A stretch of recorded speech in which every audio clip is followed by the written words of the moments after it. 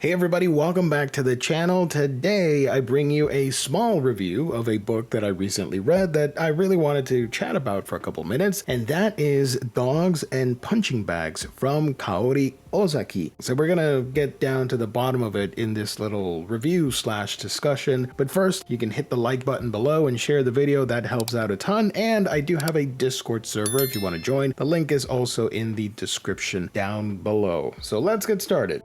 So Dogs and Punching Bags is written by Kaori Ozaki, known for works such as The God's Lie and Mermaid Prince, which I recently reviewed last year. This one is a much more cohesive story. In it we follow the character of Nichiko, a 34-year-old woman who returns to her island hometown to care for her estranged alcoholic father. There she meets Chimaki, a young man with a mysterious past. And that's mostly what you need to know going into this series. We have the character of Nichiko, a reserved 34-year-old woman who has had it rough growing up. She was in this southern island. I don't know if we have a specific name for the island in the Japanese archipelago, but she grew up in a troubled household where obviously her father was an alcoholic, and as a result, our protagonist had to deal with the divorce of her parents, and when she was of age, she decided to get out of the island and venture into the mainland, get herself acquainted with the city life, and hopefully open up to more experiences and other kinds of people out there. However, with her father's condition, a family member tells her to travel back home and be with her father in what could be his final moments. She reluctantly agrees, not out of nostalgia and not necessarily out of love, but more of a sense of wanting to bury the hatchet, of wanting to go back and potentially find closure so that she could move on. Nichiko is not necessarily overtly emotional, nor does she wear her pain on her sleeve. Instead, her struggles manifest in the way she's withdrawn from others, especially in such a lively community. Typically, island life is very different from the bustling city and the metropolis and all that stuff.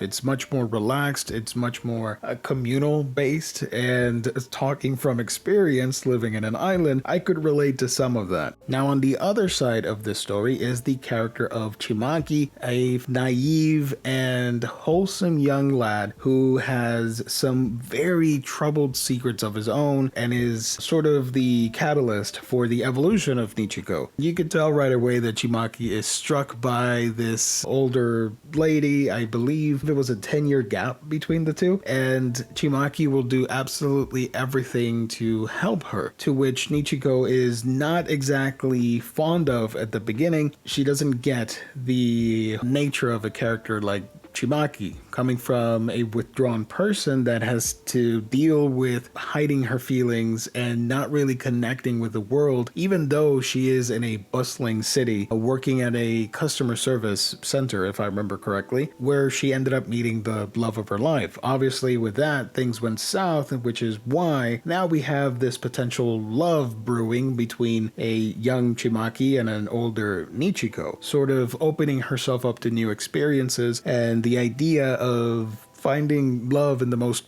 awkward of places. The idea that Chimaki can break into her psyche like that, showing her kindness and showing that willingness to adapt and grow as a person. As soon as she dismisses his attitude towards her, it makes him realize that he really doesn't know anything about women, love, and he wants to get better at it and form a relationship. Yet Nichiko is still trying to figure herself out, even at this later stage in her life, which is really weird to say considering I'm also in my 30s as of making this video. So I guess I really saw myself in Nichiko in a lot of ways. The interactions between the two continue to grow, but there's also a lingering question, not necessarily about Nichiko and her family, but more about Chimaki and why people seem to treat this guy differently from others. There's this sentiment running throughout the island from the other people that Chimaki is sort of a weirdo and should be treated differently over a past dark secret that the character has. Through Nichiko, we do find out, I'm not necessarily going to spoil it, but it definitely is shocking, and the way that the manga is able to incorporate those themes of grief, loss, and confusion into Nichiko's dilemma of being lost herself is pretty interesting. Though the struggles of these characters are different, their experiences of isolation, regret, and the search of meaning kind of mirror each other, forming an undercurrent that ties them together even before Nichiko fully understands Chimaki's past. Chimaki, however, has been trapped in this duty that he has to serve and save and help as many people as possible over something that happened to him in his childhood, and it sort of becomes a compulsion that might be overstepping boundaries between other characters and sort of brings a naiveness when dealing with the opposite sex. Having to constantly prove yourself and atone for something that was really out of your hands. And no matter how many actions you take, they won't erase what happened. All you can do is try to move forward and live the best life that you can.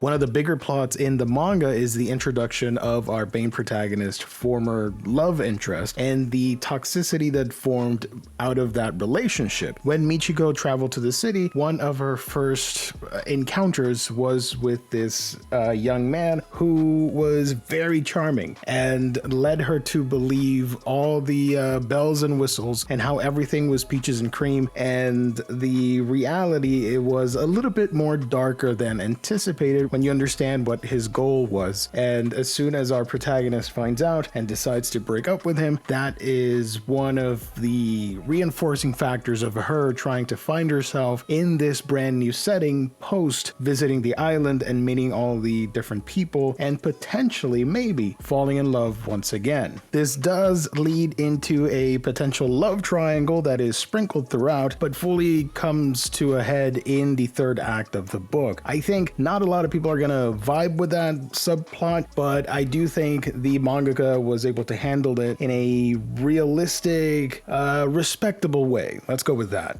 Now the manga introduces other subplots with minor characters sharing the spotlight with the main duo here, and their troubles sort of weave in and out of the story and how they relate to Chimaki and Nichiko. In that regard, I think the author nails it. A fantastic examination of those themes, and the art is absolutely gorgeous. From what I've seen so far of Ozaki's work, I do think this is my favorite and probably the most well drawn of the bunch. It is a solid seinen manga with some interesting concepts.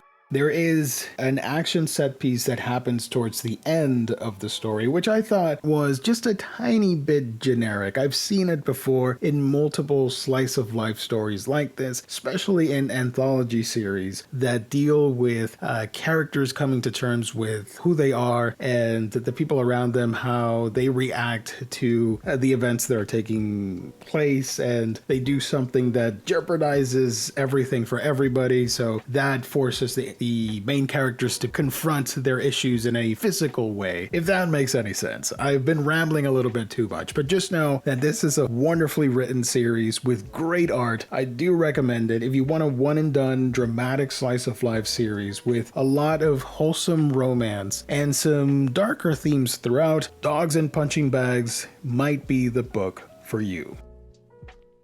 So there it is, folks, another one in the can for the Manga Geekdom review list. I hope you enjoyed this video. Share it if you thought so. Hit the like button, it would mean a ton. Leave your comments down below with some of your favorite slice of life dramatic series, or what is your favorite Ozaki book. I'm very interested in finding out as well. If you want to check out the Discord server, the link is down below, as well as the membership option if you would like to sub for that. I would be eternally grateful. Thank you all once again. God bless. Stay safe out there. I will catch all of you on the next one.